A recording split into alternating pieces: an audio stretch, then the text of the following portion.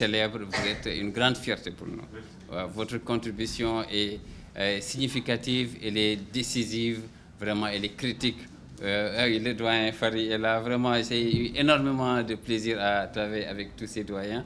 Mais je voudrais également surtout féliciter les initiateurs de ce projet, Fallou et Khadim, que j'ai eu le plaisir de rencontrer chez moi. Dès que je les ai entendus parler de ce projet-là, je dis, voilà, moi j'ai le sentiment d'avoir une obligation, une véritable obligation pour donner ma très modeste contribution. Très, très modeste. Hein. Je ne sais même pas si modeste, je ne devrais pas effacer le M, tellement c'est petit ce que j'ai pu contribuer, mais l'idée était majestueuse que de permettre aux écoles et au peuple sénégalais, et certainement à l'Afrique, parce que ces langues dépassent le seul cadre du Sénégal, pour aller toucher, n'est-ce pas, une zone beaucoup plus large de notre continent. Donc vraiment, je voudrais avant tout les féliciter et pour dire que pour moi, ça a été un véritable privilège de pouvoir apporter ma petite pierre à cet édifice. Donc, je m'appelle Ibrahim Majirou, je suis docteur en psychologie cognitive et je suis spécialisé dans les mécanismes d'apprentissage et en particulier dans le traitement du langage chez le bébé. Comment est-ce que le bébé traite le langage? Je suis accompagné ici par la présidente de Bildo, Madame Kébé, avec qui j'ai un grand plaisir également de travailler. Nous avons mis un investissement absolument colossal pour permettre aux enfants d'avoir, en tout cas, ce que nous considérons comme les standards les plus élevés possibles en matière de sécurité, en matière de confort, mais surtout en matière d'opportunités pour apprendre. Et c'est là que je voudrais dire quelques mots par rapport au conte.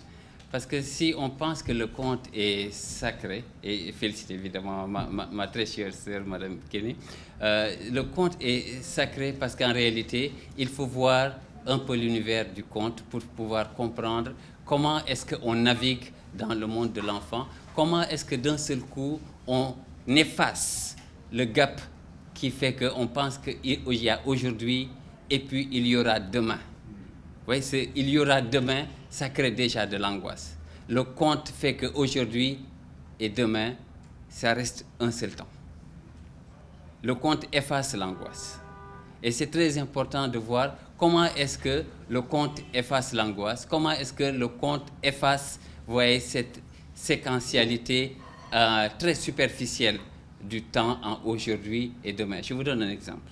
Imaginez que vous quittiez d'un seul coup la Terre, okay? Vous voyagez, vous sortez de la Terre et vous savez que ces notions de jour et de nuit ne dépendent pas du temps, mais dépendent exclusivement du mouvement. C'est parce que la Terre tourne qu'il fait jour, puis il fait nuit, puis il fait jour, puis il fait nuit. Si la Terre arrêtait de tourner, quelque part, il ferait que jour, et par ailleurs, il ne ferait que nuit. Et s'il ne fait que jour, il ne fait pas jour. S'il ne fait que nuit, il ne fait pas nuit, puisque le jour existe par rapport, le jour existe par rapport à la nuit, et que la nuit existe par rapport au jour. D'accord. Donc, on sait que cette division du temps en passé, en présent, puis en futur, ce n'est pas absolu, ce n'est pas la réalité absolue. C'est une réalité qui dépend de notre condition d'humain. Vous voyez, nous sommes soumis à cette séquentialité du temps, nous sommes soumis au fait que la Terre tourne. Si nous n'étions pas soumis à ça, le temps s'arrêterait d'un seul coup et cesserait d'exister. De sorte qu'en réalité, le temps n'existe pas. Ce qui existe, c'est moi et ma vie. J'existe, je tourne. Tant que j'ai du mouvement, tout ça a du sens. Très bien. Maintenant, imaginez une seconde de la vie d'un enfant. Aujourd'hui, il est donné en neurosciences et c'est là que vous voyez à quel point les Africains étaient en avance et que ce qui se passe aujourd'hui est une anomalie parce que nous avons régressé par rapport à là où nous aurions dû être. Dans une seule seconde de la vie de l'enfant, il y a, en termes de développement cérébral, on sait qu'il y a à peu près des millions de connexions neuronales que le cerveau génère. C'est là l'information critique. Il y a chaque seconde des millions de connexions que le cerveau génère. Chacune de ces connexions doit être considérée comme une opportunité d'apprentissage. OK, maintenant, j'enlève connexion. Il y a chaque seconde des millions d'opportunités d'apprentissage. Chaque seconde. de sorte qu'on a du mal à se représenter ce que signifie une seconde en termes de temps cerveau. On appelle ça le temps cerveau. Pour comprendre le temps cerveau et sa densité, son immensité, pour ne pas dire son éternité, je parle bien de la seconde, vous voyez, on est obligé de casser la seconde en millième de seconde. Vous cassez la seconde en millième de seconde, et quand vous observez avec les techniques modernes que nous avons aujourd'hui, d'observation des processus en temps réel d'activité du cerveau, vous voyez que chaque 33 millièmes de seconde, je ne suis même pas au niveau de la seconde, chaque 33 millièmes de seconde, le cerveau traite une information qui a du sens. C'est explosif. Chaque 33 millièmes de seconde, vous voyez, le cerveau traite une information qui a du sens. C'est-à-dire qu'en moins d'une seconde, le cerveau a traité quasiment, vous voyez, des centaines d'informations qui ont du sens. C'est là que le conte vient trouver tout son sens pour éliminer le futur. Le futur cesse d'exister. Vous n'avez pas besoin de futur. Oui, une seconde, c'est déjà une éternité. C'est une explosion d'opportunités pour apprendre. OK. Et alors, vous vous dites, en Wolof, par exemple, nous ne sommes pas créés par Dieu, nous sommes écrits par Dieu. Mbindef. Nous sommes écrits. Nous sommes des écritures. Si nous sommes des écritures, nous suivons une grammaire. Parce que si Dieu écrit, certainement qu'il n'écrit pas pour s'amuser. N'est-ce pas? Il n'écrit pas par amusement. Okay? Il n'écrit pas ça pour s'amuser. Il écrit pour suivre une grammaire. S'il y a une grammaire, c'est-à-dire des règles. S'il y a des règles, il y a un projet. OK. Et du coup, vous voyez le mot « jang ». Ça commence à avoir du sens puisque c'est écrit. Et les tentatives pour apprendre à nos enfants à lire ce qui est écrit à la main, sans leur apprendre à lire ce qui est écrit dans la nature, vous voyez, sont déjà des tentatives biaisées, puisqu'en réalité, ce sont les mêmes mécanismes pour comprendre la vie qui sont utilisés pour décoder les lettres.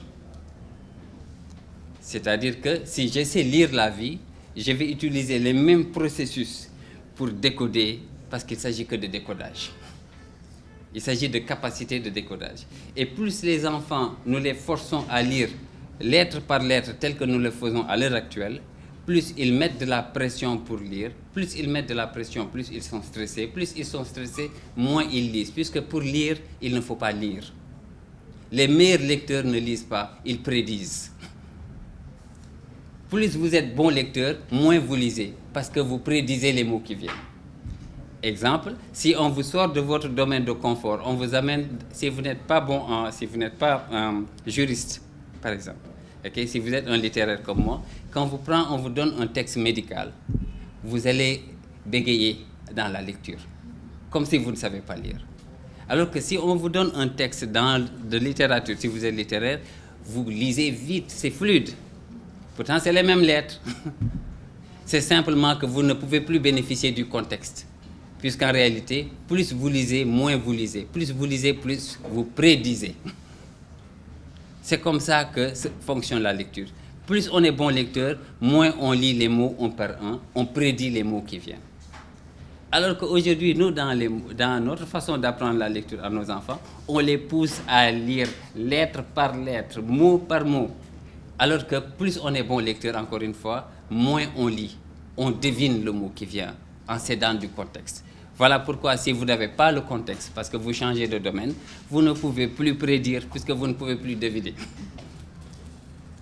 Vous voyez? Donc ça, ce sont des informations essentielles. Et dans le conte maintenant, si on commence ça avec les enfants très tôt, on installe les capacités à prédire le monde.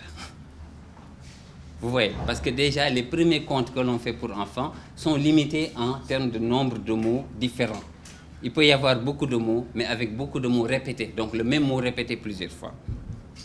Regardez comment c'est fait. Nous dor. C'est des choses comme ça, ok? Ou bien nous daou. Vous voyez? Il y a énormément de répétitions, mais c'est magique parce que le cerveau enregistre que après le premier dor, il y a un blanc sonore. Dor. Vous voyez? le son baisse, la voix baisse, et l'enfant devine que, je parle du bébé qui n'a pas encore 1 an, le bébé devine que dor, le h de dor, c'est la fin du mot dor. Vous voyez, si j'écrivais ça au tableau, je vais faire DOX, j'espère que c'est correct, je vais faire DOX espace. Quand je parle, il n'y a pas ces espaces. Quand je parle, il n'y a pas ces espaces. J'ai fait 7 mots quasiment en 1 seconde. Si je devais les écrire, je vais faire un espace entre chacun des mots pour ne pas les coller. Dans le langage oral, il n'y a pas ces blancs-là, il n'y a pas ces frontières. Comment est-ce qu'un bébé va segmenter le flux sonore en unités discrètes qu'on appelle les mots du langage? Le conte va jouer un rôle phénoménal puisqu'il est organisé pour qu'il soit perceptible et directement traitable par les bébés. Vous voyez, quand vous avez ce background d'opportunité qu'offre la langue, c'est un véritable background d'opportunité qu'offre la langue. Si vous mettez du conte, vous enlevez toute forme de violence quasiment dans l'éducation. C'est la violence qui tue l'esprit scientifique de nos enfants. Quand nous les éduquons, vous voyez, sans respect, comme si c'est un gros mot que de penser respecter son enfant. Vous voyez, alors que ce n'est pas une demi-personne. On ne doit pas à nos enfants moins de respect qu'on se doit à nous-mêmes. Leur personne est entière, leur dignité est entière. La dignité est supérieure à la parentalité. De sorte que le parent n'a pas tous les droits.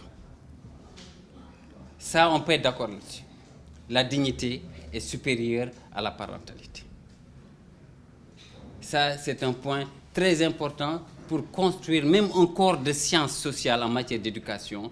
Comme point de départ, la dignité, elle est supérieure à la parentalité. Et c'est ça qui fait que, quel que soit, même les prisonniers, on est en train de dire qu'il faut qu'ils soient dans de meilleures conditions en prison. Y compris ceux qui ont tué des personnes. Mais dans l'éducation de nos enfants, on a tendance à ne pas prendre ça comme lance solide, vous voyez, qu'on n'a pas tous les droits en tant que parents. Et le conte permet d'éduquer sans violence. Parce que si l'enfant fait une bêtise, le patrimoine culturel de conte est tellement riche qu'on peut trouver un conte qui peut permettre de prendre en charge la situation de l'enfant. Et si vous trouvez ça, vous pouvez parler de ce que l'enfant a fait sans porter la faute sur l'enfant.